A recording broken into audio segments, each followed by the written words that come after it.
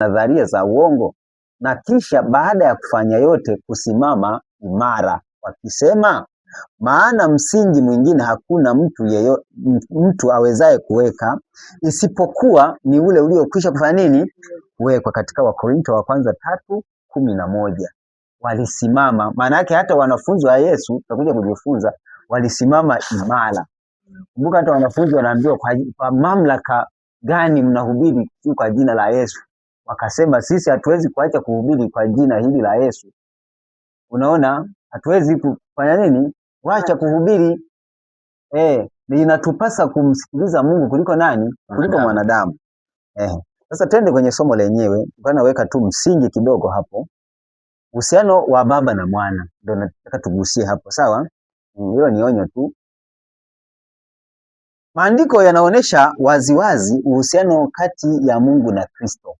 Nayo yanadhihirisha waziwazi nafsi na hali ya pekee ya kila mmoja wao. Hiyo ni Gombo la 8:268 paragrafu ya kwanza.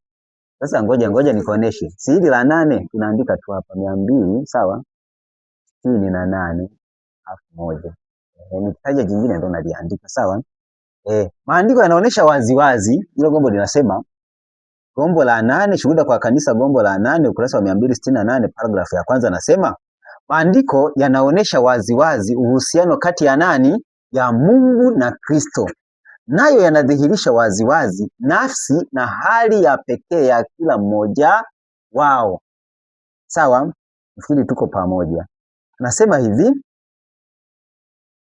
hebu tuisome hii Waebrania 1:1-5. Hebroni 1:1-5. Waebrania 1:1 inasema hivi. Mungu ambaye alisema zamani na baba zetu katika manabii, ndio, kwa sehemu nyingi na kwa njia nyingi, mwisho wa siku hizi amesema na sisi katika mwana aliyemweka kuwa mrithi wa yote. Ndio. Tena kwa yeye aliufanya ulimwengu, yeye kwa kuwa ni mng'ao wa utukufu wake na chapa ya nafsi yake, akivichukua vyote kwa amri ya uweza wake, akiisha kufanya utakaso wa dhambi, aliketi mkono wa kuume wa ukuu huko juu. Mstari wa 4, amefanyika bora kupita malaika kwa kadiri ya jina alilolisi lililo tukufu kuliko lao. Mstari wa 5, kwa maana alimwambia malaika yupi wakati wowote, ndiwe mwanangu, mimi leo nimekuzaa, na tena mimi nitakuwa kwake baba, na yeye atakuwa kwangu mwanangu. Hapo. Unaona, huku tuliambiwa katika Gombo la 8 kwamba maandiko yanaonesha ama yako wazi, si ndio? Kuna Mungu na kuna nani? Na kuna Kristo. Na huyu Mungu ni nafsi. Kwa mujibu sasa wa Biblia, yeye ni chapa ya nini? Ngoja nisome hapo. Yeye anasema wake ni chapa ya nafsi. Kwa hiyo hatuwezi kujiuliza Mungu ni nafsi kweli. Maana anasema ni chapa, maana yake ni chapa ya nafsi yake. Maana yake Kristo ni nafsi na Baba ni nafsi, na nafsi mbili tofauti, si ndio? Anasema Mungu ni Baba, Gombo la ngapi? Hilo la 8:268-3. Hapa au weka nani hivi 3. Sawa, 3 inasema hivi, Mungu ni Baba wa Kristo.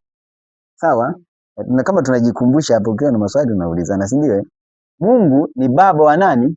Haya sio maneno yetu, ni maneno ya kitabu tunayosema. Mungu ni baba wa Kristo, Kristo ni mwana wa Mungu. Kristo amepewa nafasi iliyotukuka. Sasa hayo hatusemi sisi, anasema Ellen White. Amepewa nafasi ya namna gani? Iliyotukuka. Sasa tutaona hiyo nafasi amepewa tu baada ya kuzaliwa hapa duniani ama amepewa akiwa kule mbinguni, si ndio? Anasema amepewa nafasi iliyotukuka, amefanywa kuwa sawa. Amefanywa kuwa sawa. Nini maana yake? Ndio maana sasa na yeye anaitwa Mungu, kwa sababu Mungu mwenyewe amemfanya kuwa sawa. Kuna fungu tutakuja kulisoma mbeleni. Nasema kwa hiyo Mungu wako Kwenye Waebrania inasema kwa hiyo Mungu wako, si ndio amefanywa kuwa sawa na nani? Na mashauri yote ya Mungu yamefunguliwa kwa mwanawe.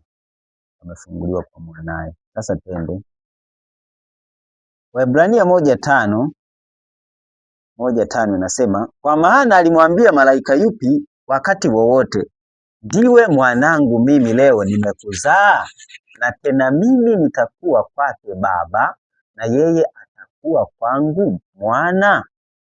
Lakini